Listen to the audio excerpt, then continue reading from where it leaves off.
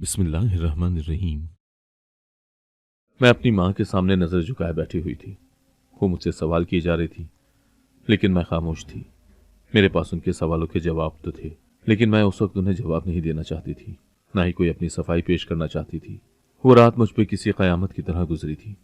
मैं उस रात का दोबारा से जिक्र भी नहीं करना चाहती थी। अम्मा ने एकदम से मुझे बाजू से पकड़ कर खड़ा किया और एकदम से मेरे मुंह पर थप्पड़ लगाया और गुस्से में कहने लगी, मैं तुमसे कुछ पूछ रही हूँ, मुझे मेरे सवाल का जवाब दो। क्या हुआ था उस रात? मुझे हकीकत बताओ। वो कौन थे और क्यों आए थे? मेरी आंखों से आंसू टूट कर गिरा। मैं अब उन्हें बताती कि मुझसे कितनी बड़ी गलती हो गई थी, जिसकी सज़ा मुझे इतनी भयानक मिली। उस रात जो कुछ हुआ वो सुनने के बाद अम्मा एकदम से गिरने वाले अंदाज में सोफे पर बैठ गई। मेरा नाम मुकद्दस है। मेरा ताल्लुक एक अमीर घराने से था। मैं बहुत ज़्यादा बिगड़ी हुई थी। अपनी अम्मा की बहुत कम बात सुनती थी। मेरे दिल में जो आता था मैं वही करती थी। अम्मा मुझे अक्सर ही समझाती थी, मुझे बाहर जाने से पहले पर्दे की ताकीद करती थी, लेकिन अम्मा की मैं कोई बात नहीं सुनती थी, बल्कि एक कान से सुनती और दूसरे से निकाल देती। कभी कभी तो मुझे बहुत ज़्यादा गुस्सा आ जाता, तो मैं उन्हें ही बातें सुना देती और कहती कि ज़माना मॉडर्न हो चुका है, आप अभी तक पुरानी सोच लिए बैठी हुई हैं। छोड़ें, ये पुरानी सोच है, ज़िंदगी में आप भी आगे बढ़ें। लेकिन मेरी बात पर हमेशा ही अम्मा मुझे डांट देती थी, मगर मुझे क्या परवाह थी उनकी डांट की। मैंने तो अपनी ही मर्जी करनी होती थी। मैं बहुत ज़्यादा हसीन थी। सफ़ेद रंगत और मेरी नीली आंखें किसी को भी माइल कर सकती थी मेरी तरफ, और कभी मैंने पर्दे का ख्याल भी नहीं किया था। जैसे होती थी वैसे ही घर से बाहर निकल जाती थी। मेरी खूबसूरती पर तो मेरी दोस्त भी रश करती थी और अक्सर कहती कि तुम इतनी ज़्यादा हसीन हो, देखना कहीं ये तुम्हारा हुस्न तुम्हारे लिए मुश्किल का बाइस न बन जाए। उसकी बात सुनकर मैं मुस्कुरा देती थी, क्योंकि मुझे उसकी बात समझ नहीं आती थी। मुझे लगता था शायद वो वैसे ही बोलती है कि मैं बहुत ज़्यादा हसीन हूँ, मुझे कोई बुरा सा शौहर मिल जाएगा। लेकिन कभी मैं उसकी हकीकत तक नहीं जान पाई कि वो मुझे ऐसा क्यों कहती है। कॉलेज से छुट्टी हुई तो मैं पैदल चलती जा रही थी। आज मेरी वैन वाला नहीं आया था। पैदल चलते चलते मुझे ऐसा लग रहा था जैसे कोई मेरे पीछे चल रहा हो। मैंने मुड़कर देखा तो कोई सिगरेट के गहरे कश लगाता हुआ मेरे पीछे आ रहा था। मैं थोड़ा घबरा गई। इससे पहले मैं कभी किसी से डरी नहीं थी, बल्कि ऐसा कोई मेरे पीछे आता तो मैं उसे बातें सुना देती थी। लेकिन उस वक्त जो आदमी मेरे पीछे आ रहा था उससे मुझे बहुत ज़्यादा डर लग रहा था। उसका जैसा हुलिया था, मैं घर आते आते बहुत ज़्यादा घबराई हुई थी। जैसे ही घर में दाखिल हुई, मेरी हालत देखकर अम्मा परेशान हो गई और मुझसे पूछने लगी कि क्या हुआ है, लेकिन मैंने उन्हें कुछ न बताया। अगर मैं उन्हें बता देती तो उन्होंने फिर से वही अपने लेक्चर्स देने शुरू कर देने थे। इसी वजह से मैं खामोश रही और कहा कि बस वैन वाला नहीं आया, तो इस वजह से बहुत ज़्यादा थक के आई हूँ। अम्मा मुझे कहने लगी, अच्छा ठीक है, तुम जाकर फ्रेश हो जाओ, मैं तुम्हारे लिए खाना लेकर आती हूँ। लेकिन भूख तो मेरी उस आदमी को देखकर ही उड़ चुकी थी जो मेरे पीछे पीछे चलता आ रहा था। मैंने इस बारे में अम्मा को नहीं बताया था, न ही घर में किसी और से जिक्र किया था। लेकिन शायद यही मेरी सबसे बड़ी गलती थी जो मैंने इस बारे में किसी को भी नहीं बताया था। अगले दिन फिर से ऐसा ही हुआ। न जाने छुट्टी के वक्त मुझे वैन वाला लेने क्यों नहीं आता था। मैंने अम्मा को कहा कि आखिर इस वैन वाले को मसला क्या है, मुझे क्यों लेने नहीं आता। अम्मा हैरान हुई और कहने लगी, क्या पागल हो गई हो, तुम इतने दिनों से चलकर आती हो, पहले क्यों नहीं बताया तुमने मुझे। मैंने कहा, अम्मा आपको बताया तो था। अम्मा कहने लगी, मुझे लगा था तुम मजाक कर रही हो, हर वक्त झूठ बोलती रहती हो, इसी वजह से मुझे तुम्हारी बात पे यकीन नहीं आया। लेकिन वैन वाला तो सारी लड़कियों को लेने भी जाता है और लेकर भी आता है, तुम्हें क्यों नहीं लेकर आता। उनकी इस बात ने मुझे और ज्यादा परेशान कर दिया था। मैं तो वक्त पर कॉलेज से निकलती भी थी, लेकिन वो वहां पर खड़ा नहीं होता था। मैंने कॉलेज की लड़कियों से पूछा तो वो कहने लगी, तुम खुद ही इतनी ज़्यादा लेट आती हो, जिसकी वजह से अंकल तुम्हें छोड़कर चले जाते हैं। मैं हैरान थी और मुझे गुस्सा भी आ रहा था। मैं तो वक्त पर आती थी, लेकिन न जाने क्यों वो मुझे छोड़कर चले जाते थे। मैंने एक दिन गुस्से में अंकल से कहा कि आप मुझे छोड़कर क्यों चले जाते हैं, तो वो कहने लगे, मुझे चौकीदार ने बताया था कि तुम छुट्टी से पहले ही घर चली जाती हो, तो इसी वजह से मैं तुम्हें लेकर नहीं जाता। उनकी बात सुनकर मुझे मजीद गुस्सा आ गया। लड़कियां कुछ और बोल रही थी और ये कुछ और बोल रहे थे। न जाने इनका दिमाग खराब हो चुका था क्या। उसके बाद हमारे पेपर्स हो चुके थे। वो मुझे वक्त पर ले जाता था और वक्त पे ही लेने आता था। आज जब मैं खड़ी हुई तो अम्मा को तैयार होता देखा। मैंने हैरत से उनकी तरफ देखा और कहा, आप कहाँ जाने की तैयारी कर रही हैं। अम्मा कहने लगी, तुम्हें नहीं मालूम, मैंने बताया था ना हमने गाँव जाना है, तो तुम क्या साथ नहीं चल रही। उनकी बात सुनकर मैंने नफी में सर हिलाया और कहा, आपको मालूम है कि हमारे पेपर हैं, जिसकी वजह से मैं नहीं जा सकती। अम्मा परेशान हो गई और कहने लगी, तो फिर मैं तुम्हें अकेला भी तो नहीं छोड़ के जा सकती। एक काम करते हैं, तुम्हारे भाई को तुम्हारे पास ही छोड़ जाती हूँ। उनकी बात सुनकर मैंने इस बात में सर हिला दिया और कहा, ठीक है, मैं वैसे भी नहीं जाना चाहती थी। मैंने शुक्र किया था, लेकिन मुझे क्या मालूम था कि घर में अकेले रहना मेरी सारी जिंदगी का पछतावा बन जाएगा। मैं कभी किसी से नजर मिलाने के काबिल नहीं रहूंगी। उस दिन सब चले गए। रात के वक्त मेरा भाई कहने लगा कि मुझे अपने दोस्तों के पास जाना है, क्या तुम अकेली घर में रह लोगी? उसकी बात सुनकर मैंने कहा, हाँ, मुझे कोई मसला नहीं है, क्योंकि मैंने तो पेपर याद करना है, लेकिन जल्दी आ जाना। वो कहने लगा कि ठीक है। वो ये कहकर चला गया। उसके बाद मैं घर में बिल्कुल अकेली हो गई थी। अचानक ही दरवाजे पर दस्तक होने लगी। मुझे हैरत हुई कि मेरा भाई इतनी जल्दी क्यों आ गया है, क्योंकि जब भी वो दोस्तों के पास जाता था बहुत ज़्यादा देर से आता था। मैंने जाकर दरवाजे की ओर से झांक कर देखा। सामने कुछ लड़के खड़े हुए थे। उन्हें देखकर मेरा दिल बुरी तरह से धड़कने लग गया।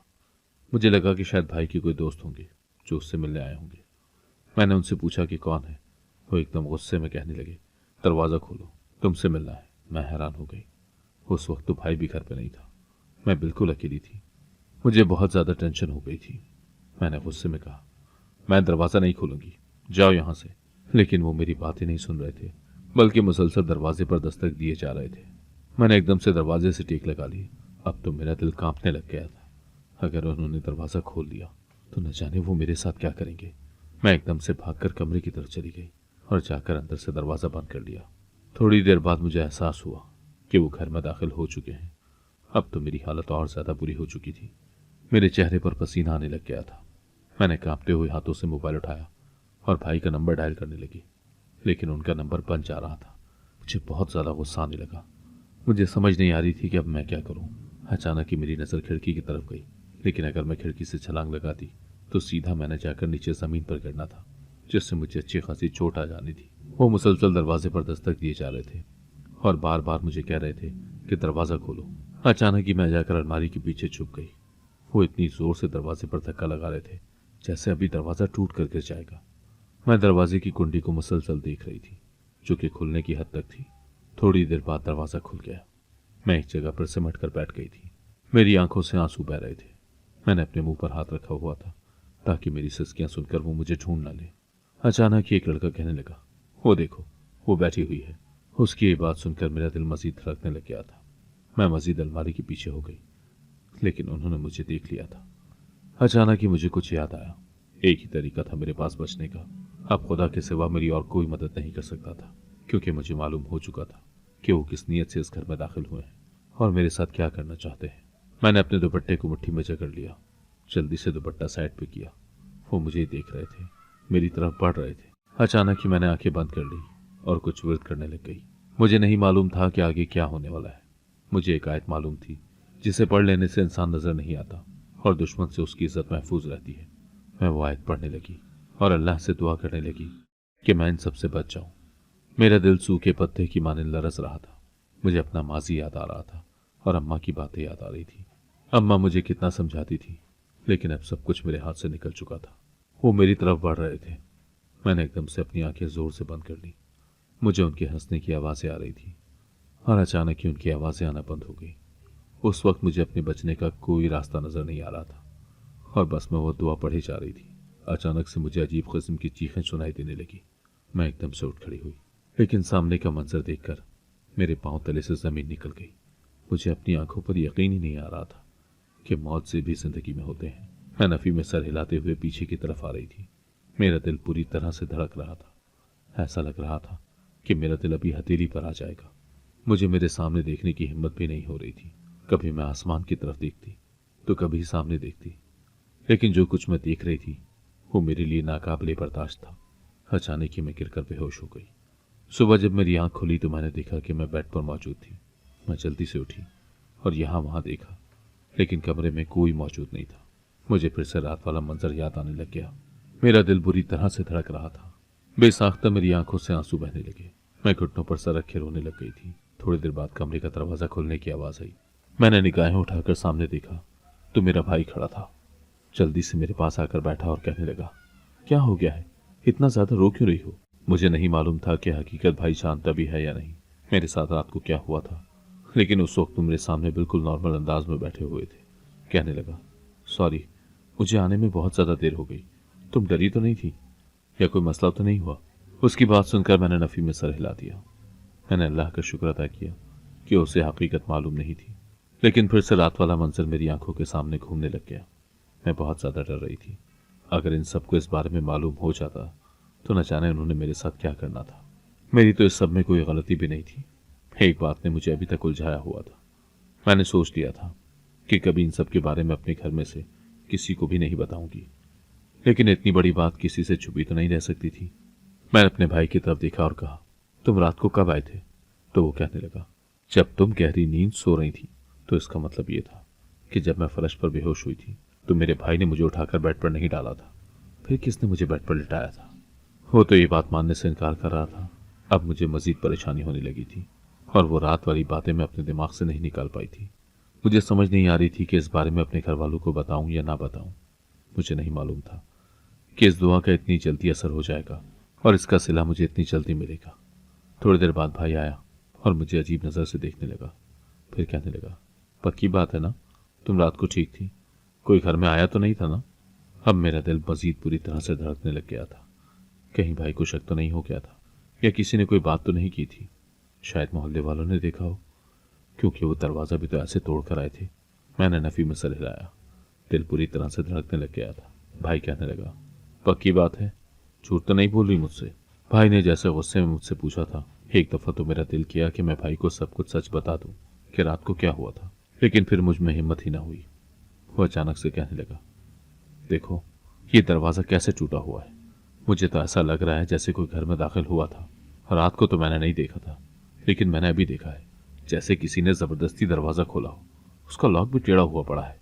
भाई की बात सुनकर मैंने कहा, मुझे क्या पता, मैं तो रात को सो गई थी, मुझे तो कुछ भी नहीं मालूम। लेकिन बोल तो मैं भाई के सामने रही थी, मगर मेरा सारा दिमाग और सारा ध्यान रात की तरफ ही था। रात वाली बातें, वो वाकया मैं किसी तरह अपने जहन से नहीं निकाल पा रही थी और मैं जानती थी कि मैं कभी हकीकत भी घर वालों को नहीं बता पाऊंगी कि मेरे साथ हुआ क्या है। कभी कभी तो मैं सोचती कि मेरी किस्मत कितनी अच्छी है, मैं उनसे बच गई थी। इतना बड़ा मेरे साथ मुआवजा हो गया था। लेकिन फिर अचानक ही सोचती कि आखिर मेरे साथ ही ऐसा क्यों हुआ था। उस दिन के बाद अम्मा आ गई। मैं जब घर से बाहर निकलती तो चादर लेकर निकलती थी।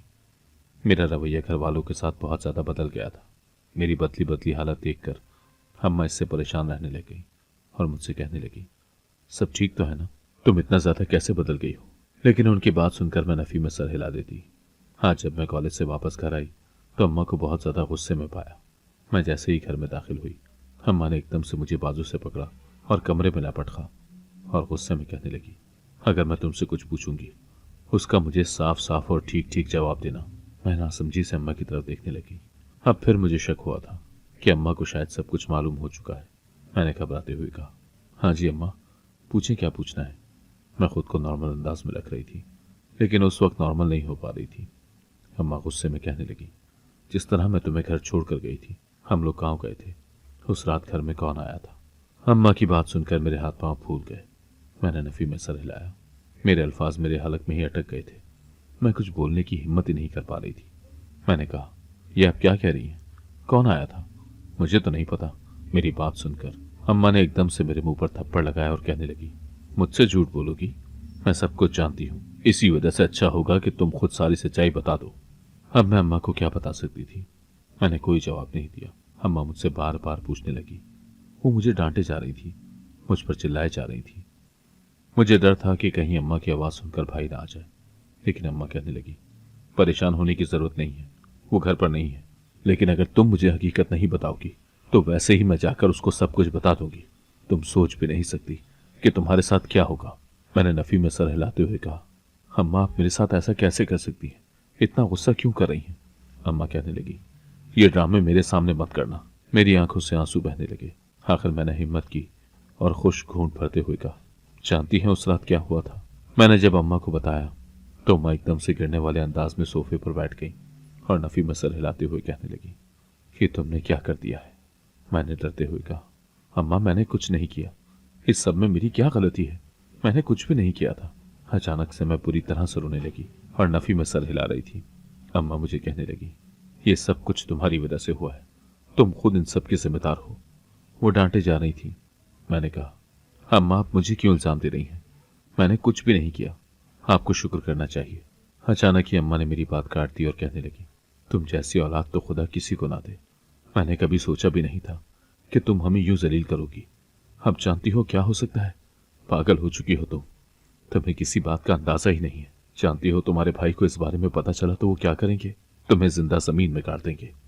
मैंने जब कुछ किया नहीं था तो मुझे समझ नहीं आ रही थी कि अम्मा मेरे साथ ऐसा क्यों कर रही थी। इस सब में मेरी गलती नहीं थी। इसके बावजूद अम्मा मुझे ही सुना रही थी। मैंने एकदम से चिल्लाते हुए कहा, बस कर दें, मुझे और कितना जलील करेंगी? मैं पहले ही बहुत ज्यादा परेशान रहती हूँ। मुझे रात को चैन की नींद नहीं आती। ये सब कुछ सोचकर मेरा अपना दिमाग फटता जा रहा होता है। आप क्या चाहती हैं? मैं क्या करूं? मैं कहीं गलत रास्तों पर हूं? मैंने अम्मा को चिल्लाते हुए कहा। अम्मा ने एकदम से कहा, अपनी जबान बंद रखो, इससे पहले कि मैं तुम्हें 2-3 और थप्पड़ लगा दूं। अम्मा का बस नहीं चल रहा था कि वो मेरे साथ कुछ कर देती। उस दिन के बाद अम्मा ने भी मुझे बुलाना छोड़ दिया था। अम्मा के और मेरे दरमियान काफी दिनों से बात नहीं हुई थी और ये बात घर वालों ने नोट की थी। अब मुझे ये डर लगा हुआ था कि अगर ये बात भाइयों को पता चल गई तो फिर क्या होगा। मैंने अम्मा को तो बता दी थी, लेकिन मैं कभी भाइयों को नहीं बता सकती थी कि उस रात मेरे साथ क्या हुआ था। मगर अम्मा के रवैये ने मुझे मजबूर कर दिया था कि मैं सबको हकीकत बता दूं। मुझे बहुत ज़्यादा डर भी लग रहा था। बस चाहती थी कि किसी तरह मैं वो रात भूल जाऊं, मुझे कुछ ना हो और इसमें मैं कहीं भी कसूरवार न ठहराई जाऊं। क्योंकि अगर मैं सबको बता देती तो सबको यही लगना था कि सारा कसूर मेरा ही है, क्योंकि मैं ही ऐसी थी। मुझे अपनी इज्जत बहुत ज़्यादा अजीज थी और लोगों की बातों ने तो मुझे वैसे ही मार देना था। बात से बात निकलती है, लोग इस बात का मतलब और निकाल लेते हैं। अब लोगों को हकीकत तो मालूम नहीं थी कि उस रात क्या हुआ था, इसीलिए मैं कभी किसी को हकीकत नहीं बता सकती थी। मगर अम्मा को बताने के बाद भी मैं पछता रही थी। मुझे नहीं मालूम था कि हकीकत अम्मा को कहाँ से मालूम हुई थी। बस इतना मालूम था कि अब सब कुछ खत्म हो चुका है। अम्मा को बस ये अफसोस था कि मैं उनकी बात नहीं मानती थी, जिसकी वजह से ये सब कुछ हुआ है। लेकिन मुझे अपने अल्लाह पर यकीन था। जैसे उस रात मुझे मेरे खुदा ने बचाया था, ऐसे ही आगे भी मेरी हिफाजत करेगा। एक आयत की वजह से कोई इतनी आसानी से बच सकता है, मुझे नहीं मालूम था। मुझे बस अपने अल्लाह पर यकीन था, जिसकी वजह से मैं लोगों की परवाह नहीं करती थी। मगर अभी तक मेरा दिल बैठा हुआ था, क्योंकि अम्मा अभी तक मुझसे ठीक से बात नहीं करती थी। रात का वक्त था, मैं अपने कमरे में बैठी हुई थी। अभी मैंने ईशा की नमाज पढ़ी थी। अचानक से मेरा भाई कमरे में दाखिल हुआ, जो कि बहुत ज्यादा गुस्से में था। अचानक ही उसने मेरे सामने एक लिफाफा फेंका। मैंने जल्दी से वो लिफाफा उठाया, कभी भाई को देखती और कभी उस लिफाफे को। भाई कहने लगे, ये क्या है? मैंने एकदम से उस लिफाफे को खोला। मेरे हाथ कांपने लगे। उससे निकलने वाले कागज मेरे हाथ से गिर चुके थे। मेरी आंखों से आंसू बहने लगे। मैं नफी में सर हिलाते हुए कहने लगी, भाई ऐसा कुछ नहीं है, आप गलत समझ रहे हैं, ये सब कुछ झूठ है, मैंने कुछ नहीं किया। मैं रोते हुए बोल रही थी। अचानक ही मैं भाई के पांव में गिर गई। वो कहने लगे, मुझे सच बताओ कि सच क्या है, उस रात क्या हुआ था? भाई की बात सुनकर मैं और ज्यादा डर गई। मैंने कहा, भाई कुछ नहीं हुआ था, आप लोग क्यों गलत समझ रहे हैं? एक छोटी सी बात का इतना बड़ा क्यों तमाशा बना रहे हैं? इतनी बड़ी बात नहीं थी जितनी आप लोगों ने कर दी है। भाई ने गुस्से में कहा, अपनी बकवास बंद करो, अभी ये बात तुम्हारे लिए छोटी है, तुम्हें लगता है कि ये छोटी है। उस रात इस घर में क्या हुआ था जानती हो? अगर यहां मोहल्ले वालों को मालूम हो जाए तो कभी भी मोहल्ले वाले हमें इस मोहल्ले में रहने नहीं देंगे। तुम्हारे साथ साथ हमारी भी बदनामी होगी। भाई की बात सुनकर मैं नफी में सर हिला रही थी। मैंने कहा, भाई मैंने कुछ नहीं किया, जब मैं बता रही हूं। भाई कहने लगा, उस रात क्या हुआ था? मैं एकदम से भाई के पास बैठ गई। मेरी आंखों से आंसू निकलने लगे। मैंने कहा, भाई गलती मेरी थी, आप सब लोगों ने मुझे लाड प्यार में बिगाड़ा हुआ था। मैं जैसे मर्जी रहूं, आप लोगों ने मुझे कभी नहीं रोका था। अम्मा ही बस मुझे रोकती थी और अम्मा की बातों का मुझ पर असर नहीं होता था, जिसका नतीजा ये निकला कि कुछ लड़के मेरे पीछे पड़ गए। वो मुझे अगवा करना चाहते थे। उस रात भी वो गलत इरादे से इस घर में आए थे। मैं बहुत ज्यादा डर गई थी। मुझे समझ नहीं आ रही थी कि मैं क्या करूं।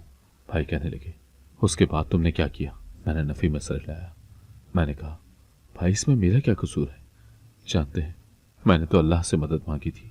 मुझे क्या मालूम था कि वहां पर मेरी मदद करने के लिए कौन आ जाएगा। जानते हैं, मैंने एक आयत सुनी थी। मैंने सुना था कि अपनी हिफाजत के लिए वो आयत पढ़ी जाती है। भाई मुझे नहीं मालूम था कि मैं पढ़ूंगी तो ये सब कुछ हो जाएगा। मैंने जब वो आयत पढ़ी तो मुझे उसके बाद कुछ नहीं मालूम था कि क्या हुआ। मैं बस वो आयत पढ़ रही थी और साथ साथ में आंखें बंद किए एक साइड पर बैठी हुई थी। अचानक ही मुझे एक खौफनाक चीख सुनाई दी। मुझे नहीं मालूम था कि वहां क्या हुआ है, लेकिन जैसे ही मैंने देखा तो वहां पर उनका एक आदमी गिरा पड़ा था, जो कि खून में लथपथ था। किसी शख्स ने उस पर वार किया था। शायद वो उनके ही दुश्मन थे, और कमरे की हालत बहुत बुरी हो चुकी थी। उसके बाद मुझे कोई होश नहीं रही कि वहां पर क्या हुआ था। न ही मुझे कोई हकीकत मालूम है। बस मुझे इतना मालूम था कि खुदा ने मेरी हिफाजत की थी, मेरी इज्जत की हिफाजत की थी। मुझे नहीं मालूम कि वो कौन था और उनके साथ क्या हुआ था।